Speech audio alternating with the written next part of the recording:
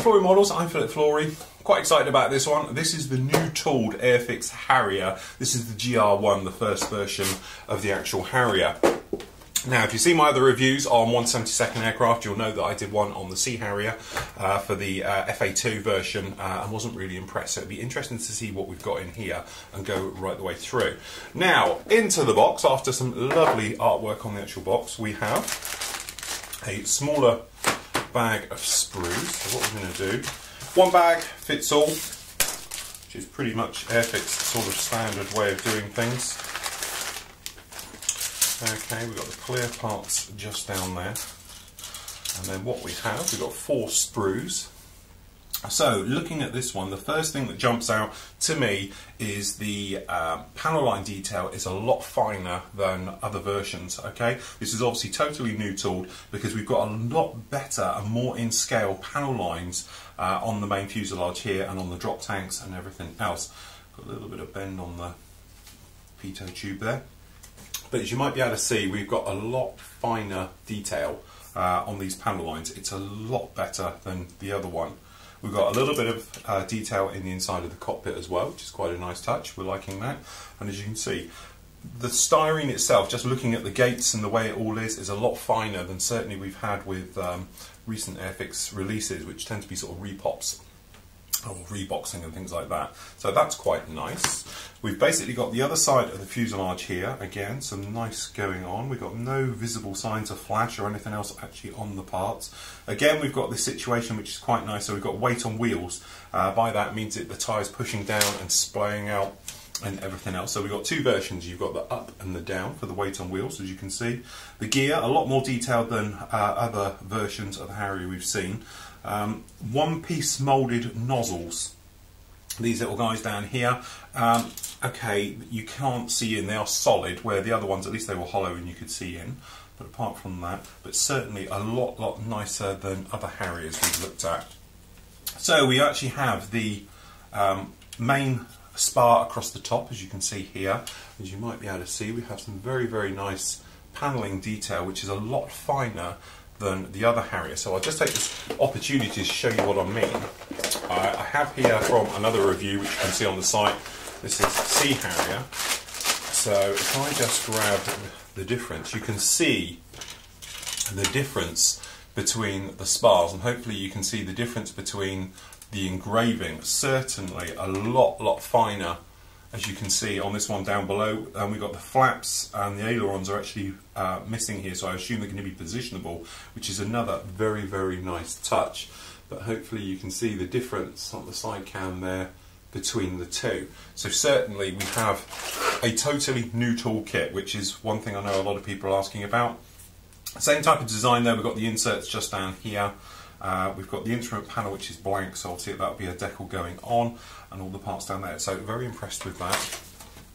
Okay, we've got a better, more highly detailed cockpit because we've got small little bit of detail going on down in here. So we've got this little fret here with some hoses and everything else. We've got a tail, which is going to be on the top. Okay, we've got the main gear part down here, a little bit more detail than we had before. The compressor blades certainly a lot better than we had before, and this is the beautiful thing about this kit. We have positionable flaps and ailerons on this, which is something we haven't seen before. Got a little bit more detail certainly down here on these seats and everything else going through. As you can see, we've got the CRV-7 rocket pods. Again, weight on wheels. You get 3. Why would you get 3? Don't know. Perhaps there's another one on another sprue somewhere, but it seems funny we've got 3. Oh, sorry, nose wheel, of course it is. So we've got the main gear and we've got weight on wheels for those, and the nose wheel is weight on wheels as well. Okay, so very nicely done. I have to say, compared to other Harriers, this one looks like it could be a little bit of a gem. Look at the decals. So, as we can see, number one squadron, which obviously we would expect. Again, it's that horrible flat business, but at least they're all in register, or as far as I can see.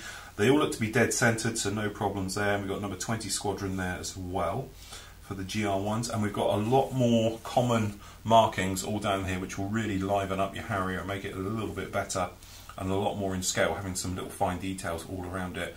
And as I said, we've got an instrument panel, which is going to be a decal onto there. But at this scale, I think you can get away with it.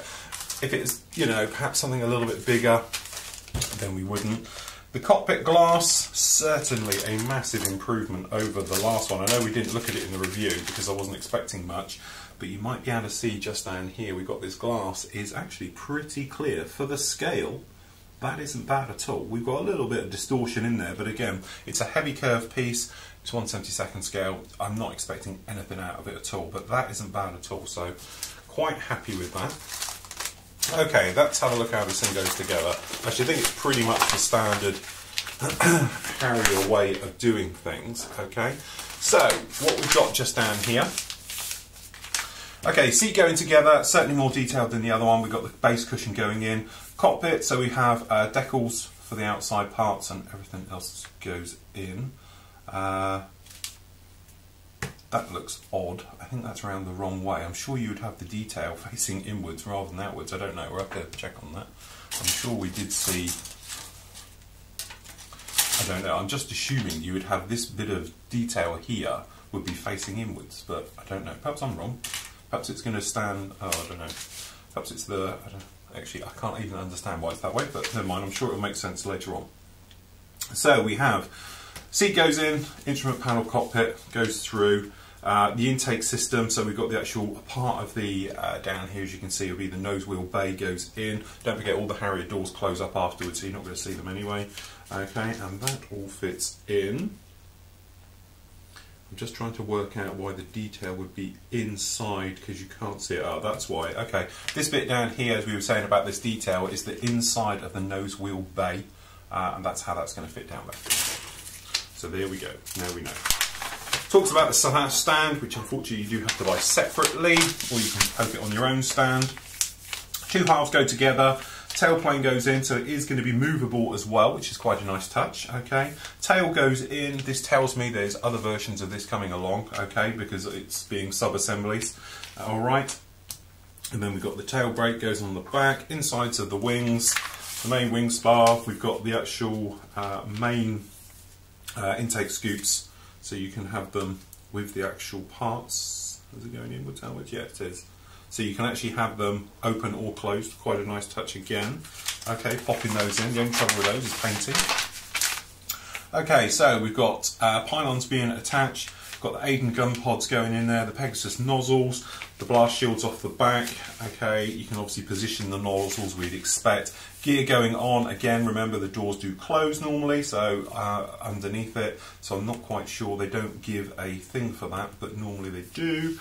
Okay, going through, weight on wheels, gear up, gear down, pretty standard. Air brake, you can actually have open or closed. Weapons fit as we're going on into there. Okay, HUD going in, some nice little touches with the nose and the parts all going on like that. And it all fits in. And then we have the markings. One thing I just wanted to look at was the positionable of the flaps. I must have just missed that somewhere.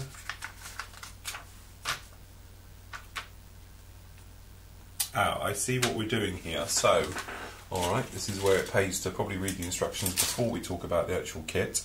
So we have a situation where I thought we had positionable, we don't. What it is, they are moulded up into the up position from the underside, which is a bit of a shame because it would be nice to see the Harrier with the flaps down because it just gives it a better look, especially if you're, you know, trying to do a sort of hovering type thing or just normal sitting on the ground. Unfortunately, it doesn't. They are moulded in the up position, which is a real shame when they've taken the time to do the back of them like this, but not the actual underside. Never mind, that cures that little problem.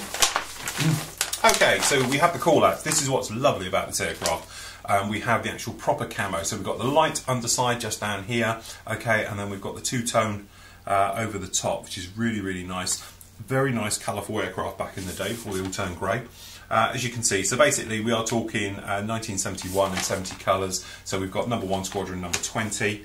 Lovely aircraft to do. You've got all your common call-outs, as you can imagine, on the back and everything else like that. I have to say, having reviewed literally 10 minutes ago the other kit, this one is a million times better. And to be honest, it looks like Airfix have, you know, spent a little bit more money on this one and have really tried to get the scale effect, which is really nice because this is very nicely, it's sharp, detailed recessed panel lining, which is what we want.